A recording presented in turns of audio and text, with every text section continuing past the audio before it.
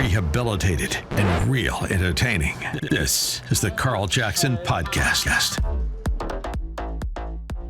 Welcome to this edition of the Carl Jackson Show podcast. Guys, this is going to be a very fun podcast. We're going to take a break from politics today. I know that's hard to believe whenever you turn into this podcast, but we have a great guest lined up for you. Today, we're going to be talking about the life and legacy of Michele Tafoya, as well as Super Bowl 57. I can't wait to dive into this. Michele Tafoya, welcome to the Carl Jackson Show podcast. Thank you for having me. It's great to meet you. All right, so Michele, I gotta start with the question that I hope you don't click on me. Like if we were on the phone, you might click on me, but I hope you don't. I hope you don't do that, because it really is meant as a compliment and praise about your work when you were on the sidelines for the NFL, and that is this. I appreciate the fact, and I'll just say this, I'll be blunt. I feel like a lot of women come into sports and they're journalists, reporters, or what have you. And I almost feel like there's this bit of overkill. Like I got to prove myself as a woman, where that seems to stand out to me. And I got to say about you, I always felt like you were one of the ones that was more than the pretty face. Like you were professional. You could tell you got it. You had great camaraderie with your colleagues. Would you talk about that for just a second? Hopefully I didn't sound like a complete and utter sexist. No, you did not. I mean, this has been the age old question in sportscasting, how did you get by in a man's world, yada, yada, yada. And I think if you had probably seen me in my early days, maybe I was one of those women who was trying to prove that I belonged. Certainly by the time I got to the NFL, I did belong. I believe that. That was one of the things that helped me. I think I went into it, Carl, saying, everyone's going to look at me, because at the time I started, early mid-90s, there were very few of us. And, right. I would say less than a dozen of us all over the board. And so there was a little bit of pressure, and this sense that, I better show that I belong here, that I'm here for the right reasons. And so I took the approach of this. I am not a woman trying to survive in a man's world. Rather, I'm a journalist trying to compete in a journalism world. I love that. And I'm going to be prepared. I'm going to be more prepared than anybody in this room, anyone at this press conference, anyone at this game. I don't care what they look like. I'm going to be the most prepared, ready, professional person in the room. And that was my goal every single day that I worked. And I think that I just really outworked a lot of people. That was it for me.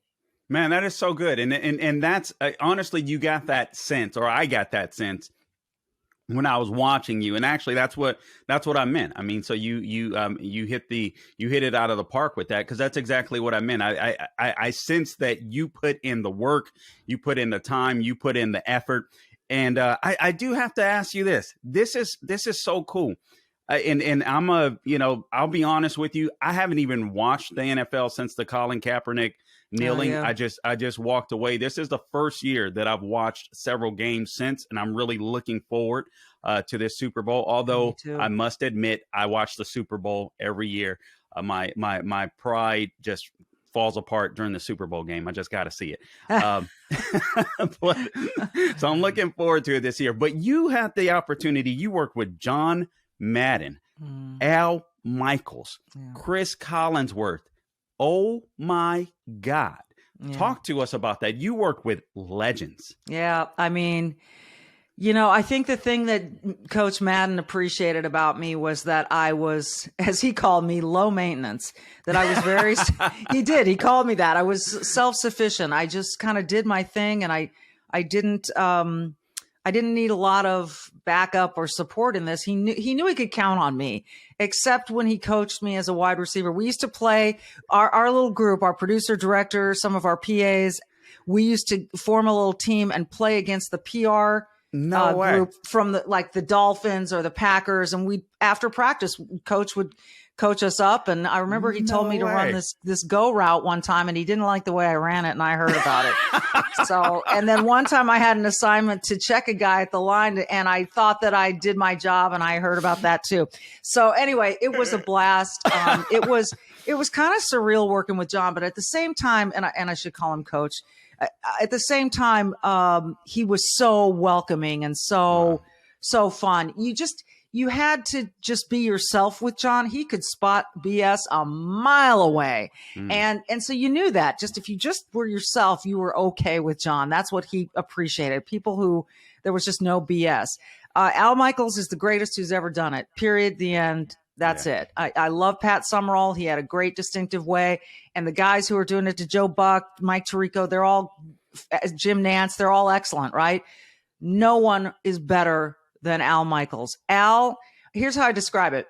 When you watch a game with a lot of announcers, you feel like you're sitting in a kind of a stiff chair. With Al, you're sitting in an easy chair with a beer in your hand. And that's how the delivery is. It is so relaxed. You're so comfortable with it. He just knows how to let a game breathe and how to just, don't overkill it and don't fill the moments that don't need to be filled. Let them breathe, as my dog is trying to fill a moment right here. But so that was, and then Chris Collinsworth, nobody prepared more than Chris. I mean, Chris spent days in a basement in his home watching film and preparing the film for us then to watch it through his eyes. And so even though Chris had been away from the game for a while, nobody studied harder than Chris. Nobody. And he had this setup that you couldn't believe, so that got him through these games. And just easygoing and fun loving. So I am sometimes this last year has been the first time really I've been able to sit back and say, who did I work with? What was it like? What did I cover? Wow. I got to do all that. It's kind of cool. Yeah, I wondered if you get to the level that you got to. Obviously, you're very successful. If you turn around and just pinch yourself sometimes and just like, wow, I can't believe that's my life. Yeah, sometimes I do. I wish I did more. Although I'm starting to really look back and look at the moments a little more deeply and understand what I was so lucky to witness. And a lot of my mind goes to the Olympic Games, and I covered many of them. And and in particular the swimming with Michael Phelps and Katie Ledecky and some of these unbelievable moments, American sports history where it just, those were like, I would always walk out of those events every night at the Olympics and go, I can't believe I'm being paid for this. I got to tell you, since you mentioned that, I grew up, my dad used to be a track coach. And so, I mean, we grew up just loving the Olympics and rooting for the USA, Carl Lewis. And I mean, all these athletes back in the day, Mary Lou Retton. Flojo. Oh man, it was just amazing. I don't care if I ever watch the Olympics again because of the anti-Americanism. It's like you don't even want to root for America anymore. And I hate that I feel that way. But I feel like this is what politics, particularly leftism, has done to sports. And I hate it. I really don't care to see the Olympics anymore. And I mean, every year I had to make sure that I watched the Olympics. It brought me so much joy. Yeah, it is an amazing thing. And I sound like an old person saying to these young leftists, have you seen the rest of the world? Have you been anywhere else to understand how good you have it here? Right. And if you try to change this place to what you think is, equitable and right and socially just and all of those things, and I'm not incriminating all social justice. I'm not, but they want outcomes that are equal for everyone. Well, then why compete in the Olympics? Why go try to be the best?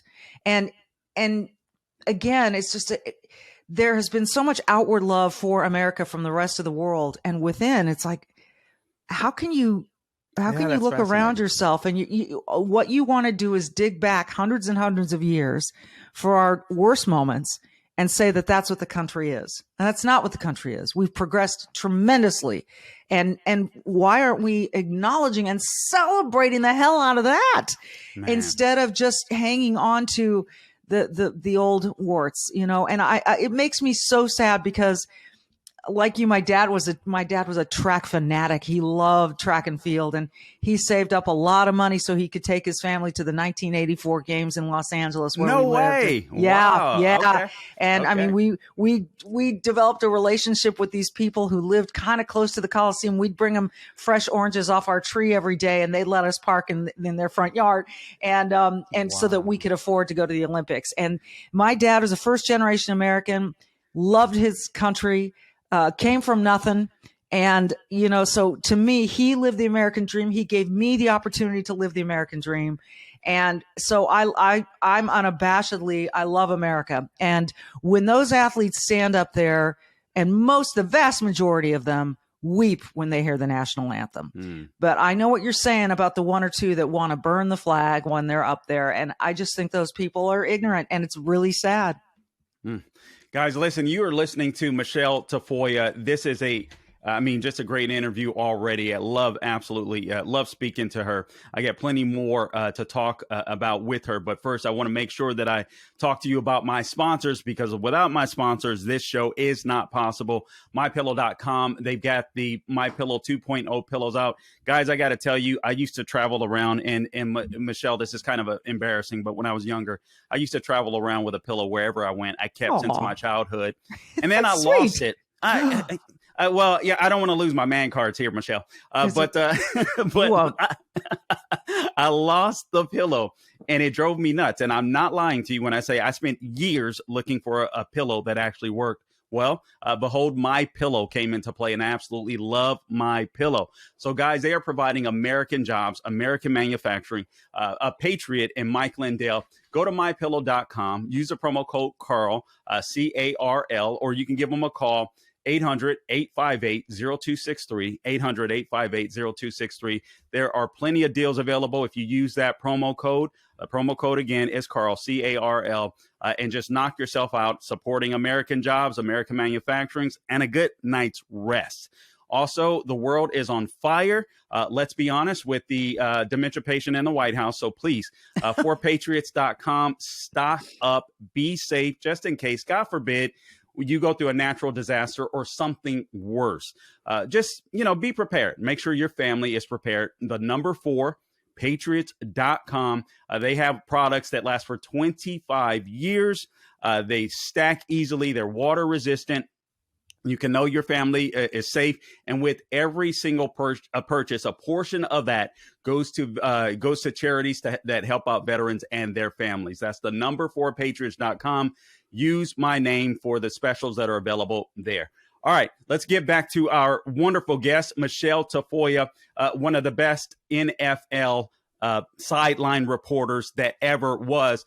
Michele, you say you're starting to pinch yourself a little more. Why is that, given your life experiences?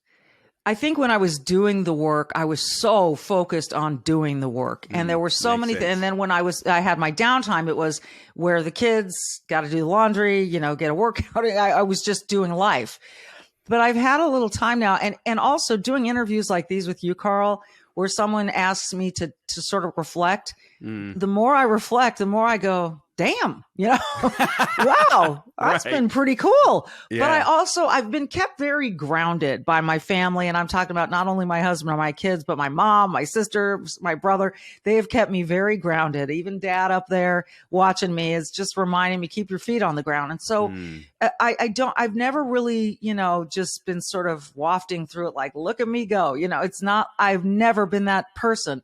It's always been just keep your head down and do the work and don't make mistakes and show up and don't screw it up. But now that it's behind me and I'm launching this new part of my life, which I'm loving too, to look back and really acknowledge the things that I got to do. Yeah. It's like, wow, that was so fun. My goodness, so it's nice. It's really nice to be able to kind of look back and say, I had some great times. That was phenomenal. So I guess I'm just doing that a little bit, letting myself do that a little more. That is so cool. You just feel so real. I got to tell you, sometimes, And I know you know this. Sometimes you talk with people and you interview people with big names, and you're like, "What a jerk!" or "What a," You just Who? I Tell love me it. who are you talking about? I won't say. But Drop names. but you just seem so real. I absolutely love it. And by the way, check out her podcast, Sideline Sanity. Before we start talking about the Super Bowl, real quick here, Michele, I do have to ask you, and I think maybe this is part of it. What inspired you to want to go into sports journalism in the first place? What was the catalyst? Was it your dad? Was it? Yeah, what was it? It was kind of my dad. My brother was a star basketball player. I thought he was my idol. My dad, as I said, really instilled a love of sports in us. And I fell in love with the NFL because my dad grew up in San Francisco, was a massive 49ers fan, used to sneak into Kezar Stadium to watch games. Man. And I grew up during the awful days of the 49ers, pre-Joe Montana, and then Joe and Bill Walsh showed up, man. and Jerry Rice and Ronnie Lott and Roger Craig and Tom Rathman, and the glory days were upon us. And I was all in. I mean, my apartment door at my university, I went to Cal Berkeley, was adorned with newspaper clippings of the 49ers. I was all in. And we used to, even when I was still in LA, we'd drive up for every home game. We had season tickets. We'd drive the 6 hours and go to the games and drive home again. We were fanatics. So I absolutely loved the NFL. Everything about it made sense to me. Everything about it. I just loved it. And I loved playing flag football, and I was always the quarterback. And so it just, that love plus my desire to sort of be a journalist, they sort of merged at exactly the right time. I mean, the moment was perfect. I think women were starting to be sought after because there were more women coming into it. But at the time that I started, there were very few. And CBS Sports was willing to give me a shot, and as crazy as that was. And I just never looked back, but it was just the marriage of two of my passions. Clearly I like to talk, and I love to talk about sports. So it was a natural.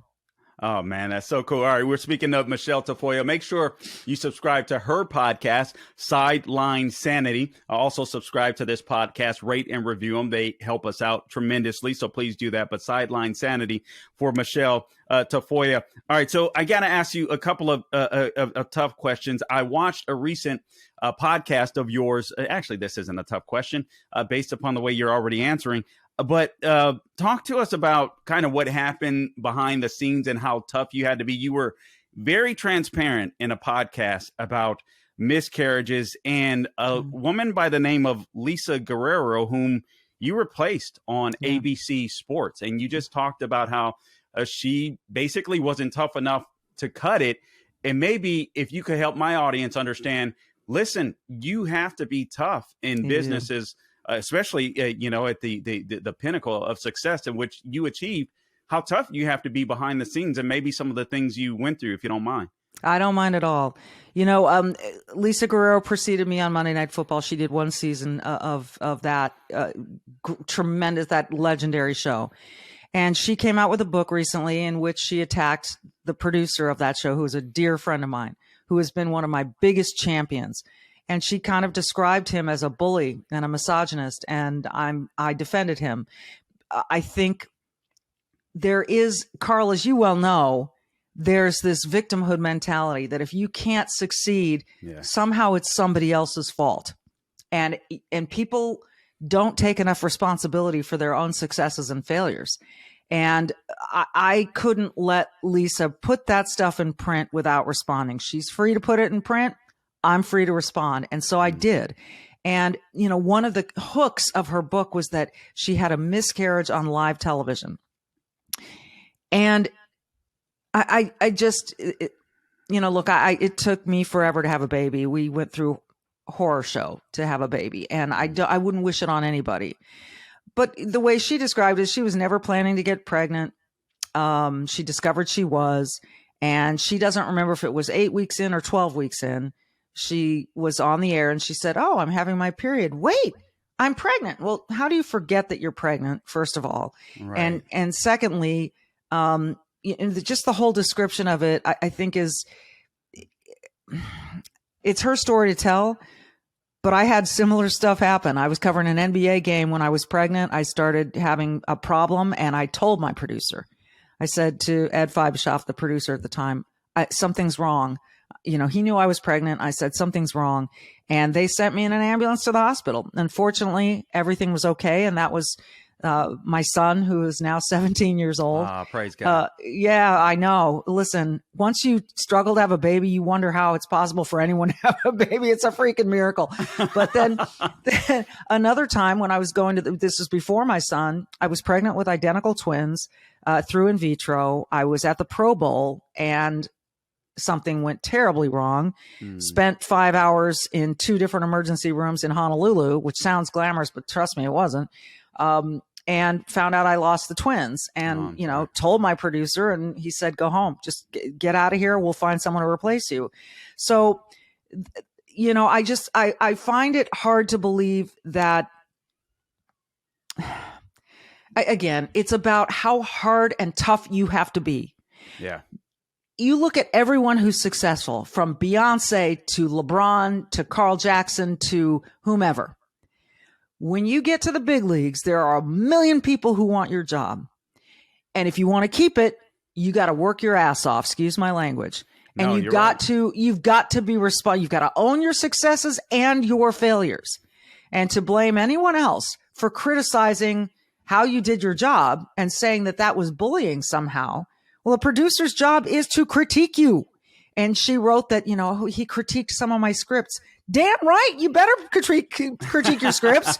You're going to go on the air in front of 14 million people tonight. It better be right. Man. And if what you're wearing isn't appropriate, someone's got to tell you that. And that's the producer's job. And don't think it's just easy for the producer to say, hey, I don't like what you're wearing. It's a tough job for the producer too.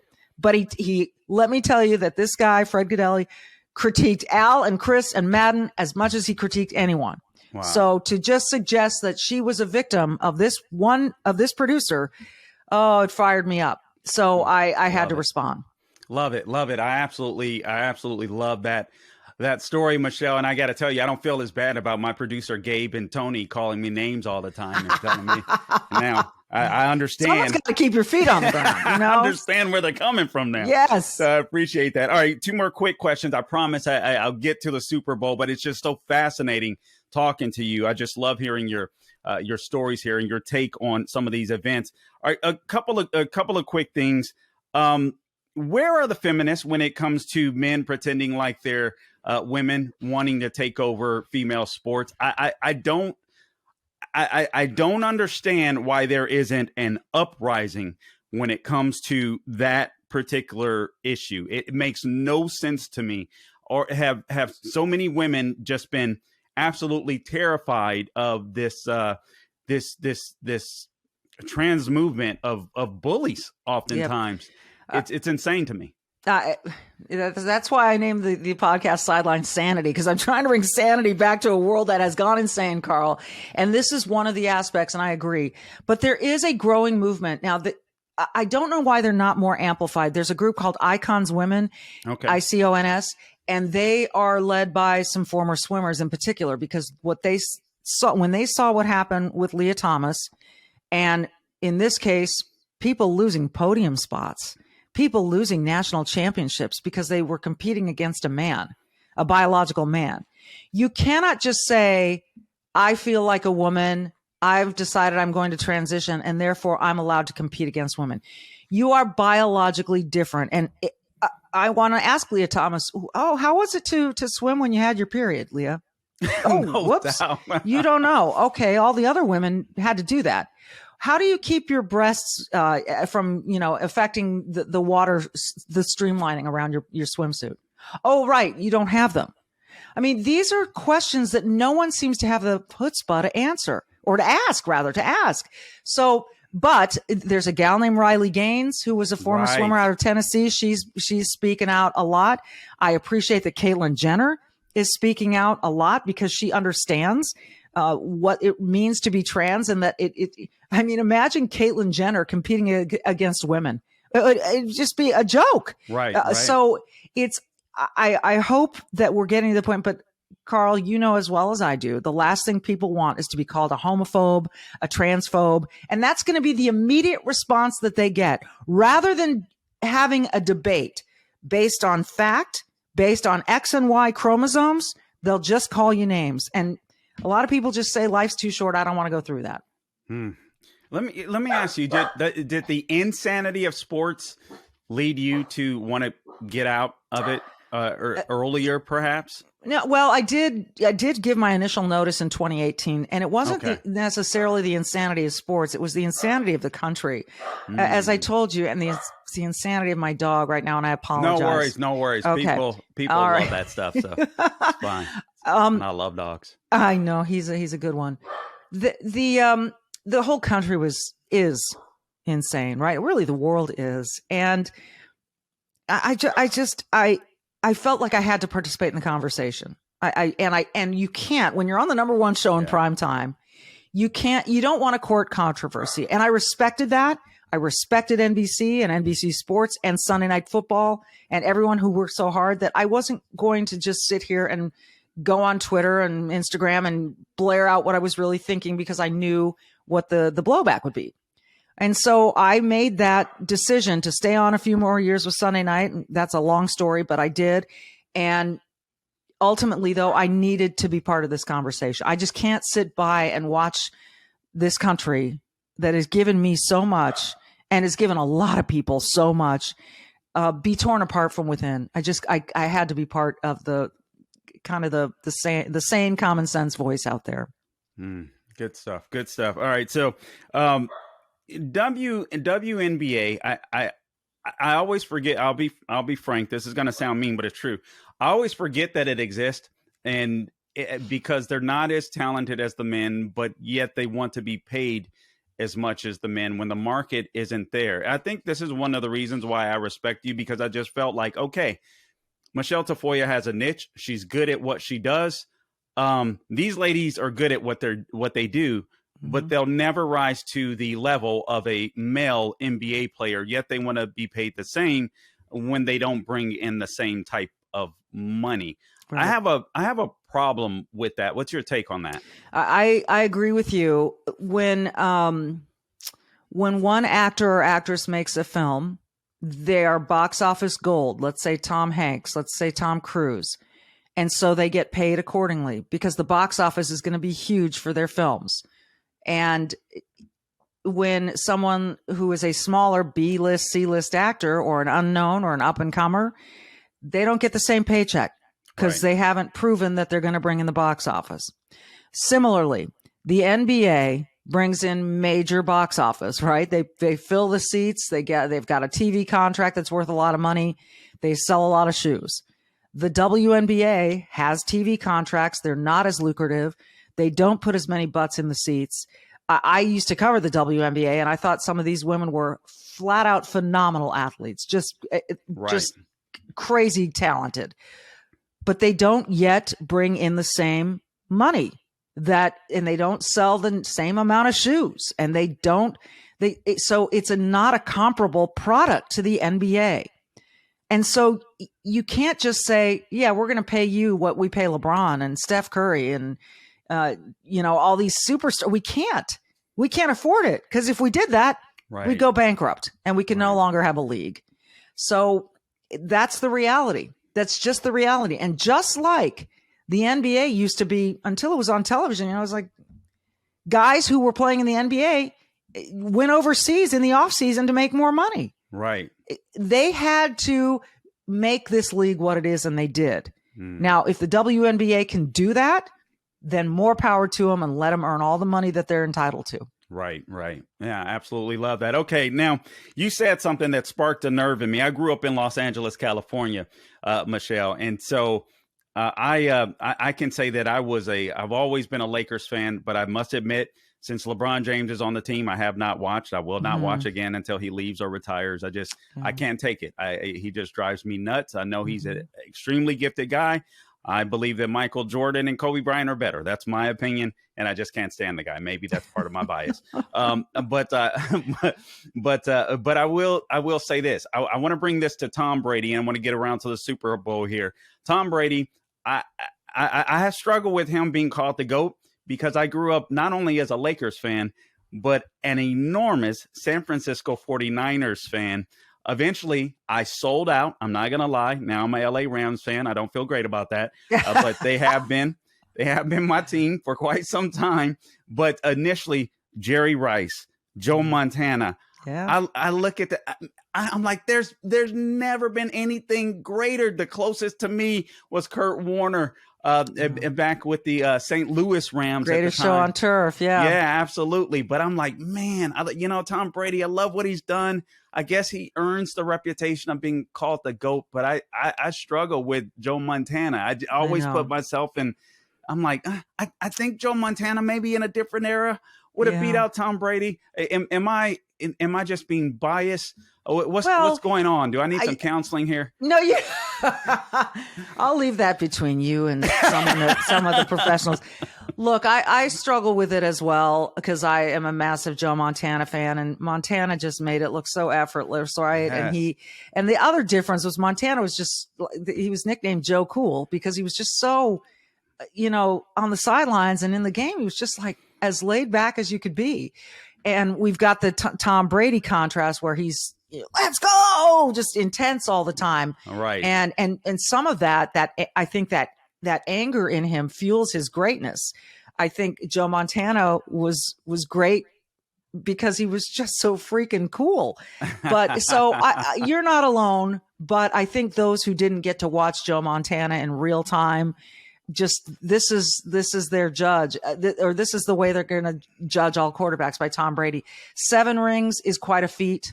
Yes. With and without Bill Belichick. He and Gronk, quite a connection, but Gronk's a physical specimen, the likes of which we're rarely going to see in the NFL. Sure. So yeah, I understand how you feel about it. It's one of those, just like the whole, my dad would never say that Michael Jordan was the greatest because he thought Larry Bird was the greatest. So it's just, or Magic Johnson. He's like, I can't go with Jordan because I love my Celtics. So it's or Bill Russell was his guy too. So I think it is an era thing, but there's certainly a debate to be had. And I can't believe I forgot to mention Magic Johnson because I always felt like he never got the due that he deserved. The guy was just phenomenal. Showtime was the greatest. Yeah, absolutely. Okay, so Michelle, you were supposed to be gone by now. I only have a few questions to ask about the Super Bowl. I'll just run through them real quick if that's okay with you. Yep, let's go. All right. So history. I really don't care about this history, but I know it's part of the narrative. First 2 black quarterbacks, even though one is biracial, that's what the media is going to say. First 2 black quarterbacks, Patrick Mahomes, Jalen Hurts. Let's talk about the significance of that. And then I hope that we get to a place where we can move on and stop saying the first this and that, and just 2 great quarterbacks are going at it. Amen to that. I agree with you. I think there is significance though, and we should acknowledge it and then just go let them kick each other's ass and let's have fun. They're both phenomenal athletes. They're both tremendous at what they do. Very different styles in some ways. I mean, Mahomes is just, he's like a magician, and Hurts is just a gifted quarterback. What can you say? I hope this Super Bowl lives up to what I think it could be, which is a tremendous shootout. Although, the Eagles have a run game that I don't think that Kansas City possesses. And so that may be what gets them across the finish line. Yeah, okay, that's one of the questions I was going to ask. The well-rounded team, you got great running backs. Yep. Do they win the Philadelphia Eagles with a well-rounded team? You got Patrick Mahomes, you got Kelsey. They make a great 1-2 punch.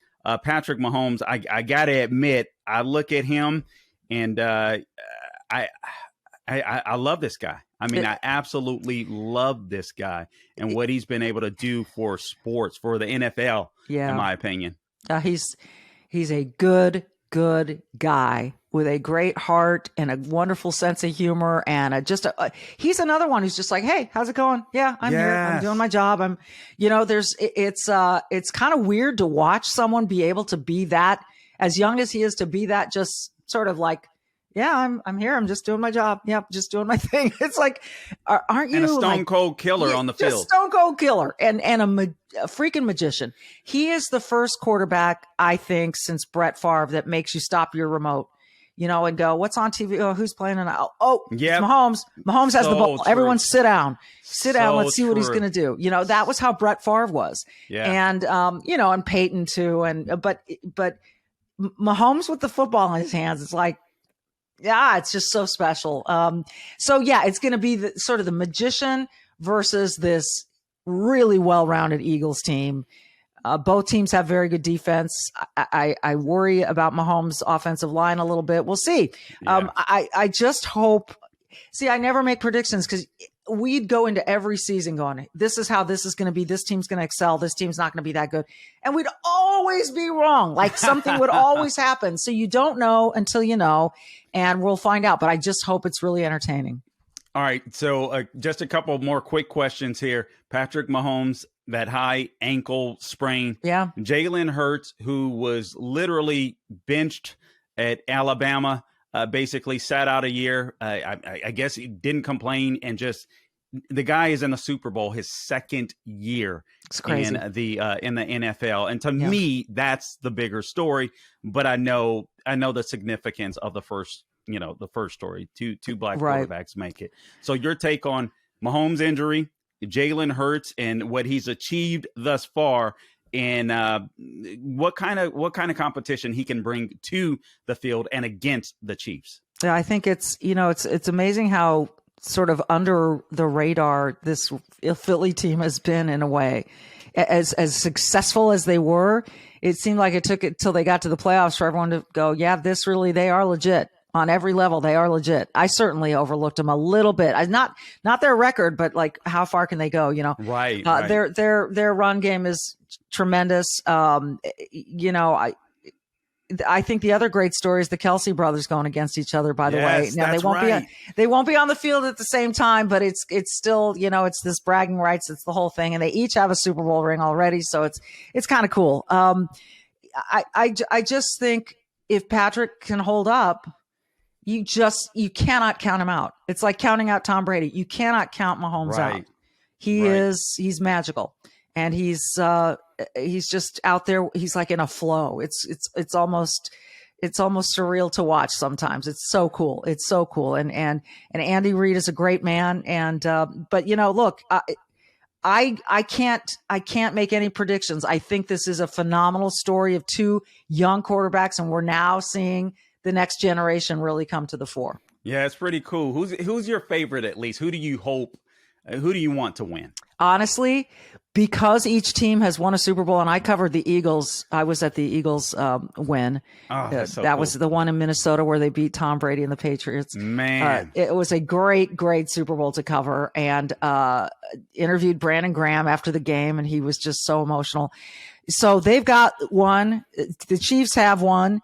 Andy Reid is a friend. I adore him. So I will certainly be happy if he wins another one. He's just a great dude. But I want to see what Jalen Hurts can be. I'm really curious to see. I just want a good game. I want a good game. Yeah, definitely. I hope the Chiefs win. Honestly, I like Mahomes. I love Andy Reid. I love them both, but I am impressed with Jalen Hurts right now. So but I want the Chiefs to win. I'm not even gonna lie. So all right. So let me just say this and get your quick response in closing. Colin Kaepernick, I believe, divided Americans. This story with Damar Hamlin. I think what I love about sports, or what I loved about sports, and I feel like it's starting to come back because I'm just so sick of covering politics all the time, is sports has always united people, regardless of income levels, regardless of skin color. You go to a game, you watch on television. I have a Super Bowl party at my house, my wife and I, every year. And different people, different backgrounds. No one cares. The only color you care about is your team's color, and you're just having a great time. I think Colin Kaepernick destroyed that. I think in a mysterious way. God works in mysterious ways. Damar Hamlin's incident, although tragic, but now an amazing story after he gave that speech as well, and he was looking absolutely amazing.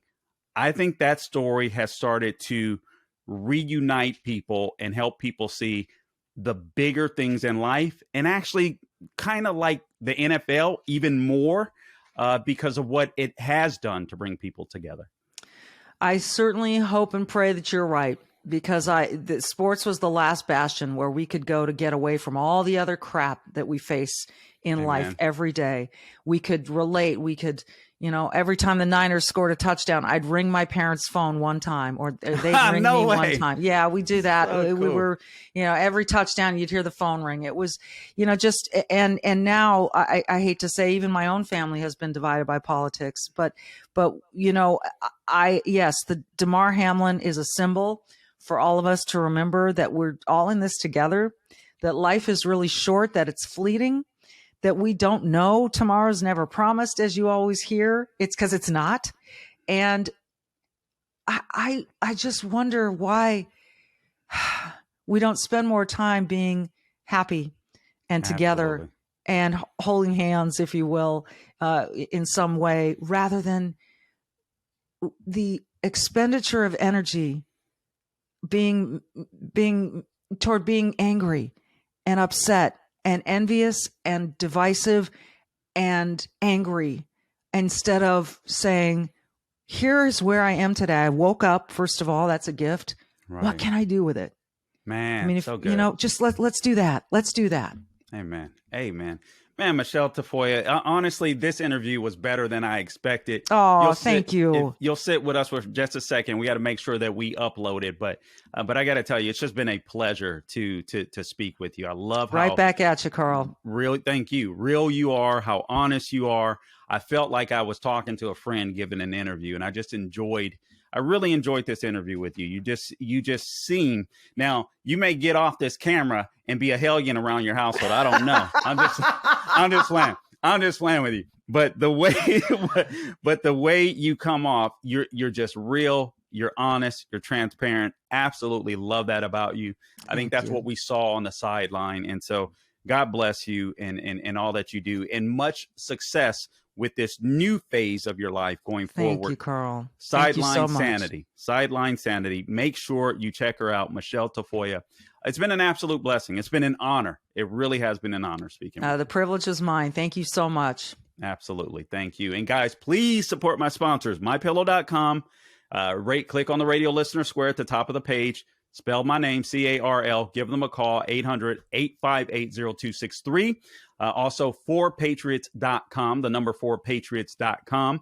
You can reach out to them, use my name, and get if you get an order that's $97 or more, you get free shipping. And remember this, every portion of, or a portion of every sale, I should say, goes out to help a charity that helps out veterans and their family.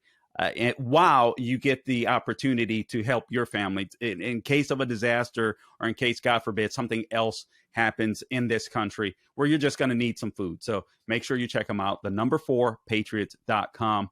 Michele Tafoya, it's been a blessing. It's been fun.